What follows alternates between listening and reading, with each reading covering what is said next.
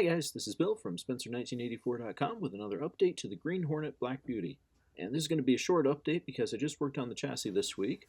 So taking a look at it here, I didn't want to go with just straight black for everything, so I started with a base of gunmetal and then gave it a couple of coats of smoke tint to darken it. Figured that would give it kind of an armor-plated look. I painted the engine green in honor of its owner, painted up the front suspension. The exhaust pipe here is straight tester silver with a little bare metal foil matte aluminum for the muffler. And I got some brighter bare metal foil for the gas tank, some black and steel for the rear axle, and a little titanium silver for the brush mounts.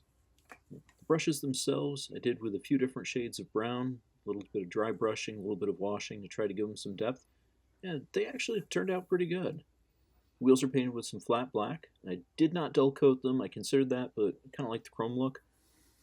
And for the center cap decals, actually another nice feature of this kit, they give you some extras. So they give you 2 more than you need for wheels, and they also give you some decals to do the wheel spokes with. Now, I just painted mine because the wheels actually had a really nice casting with a good sharp shoulder on them, so you could flow the paint into them really easily. But if you do want to use the decals, the way that everything else fits as far as the water slides in this kit, I think you'd do pretty good with them. And you can see they fit the center caps really nicely. They don't have any big wide clear backer to worry about. And as far as mounting the wheels, I originally thought the axles were way too long, but it's just a little bit of slop once they're fully seated, so that's actually pretty nice. Probably the worst bit of casting is the torsion bars up front, but if you wanted to, the way that they're molded, you could fit in some scratch-built pieces, and there's plenty of space over here. Round 2 actually provides some pretty decent locators fore and aft for them.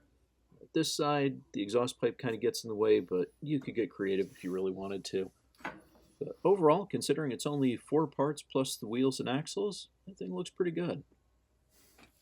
Now, I didn't actually glue the brushes in, because they've got pretty solid mounts, and the way that they fit, pretty easy to push in and pull out. So that's another area that you could definitely upgrade if you wanted to. I'm going to be leaving them just as they are and pretty happy with them. And you can see they're nice and close to the ground, but don't actually scrape. That looks pretty good.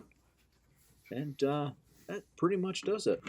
I've got the main body shell in the paint booth right now, so I'll be doing the assembly and trim work on that next week, and be bringing it all together after that. So you can check back then, and thanks for watching.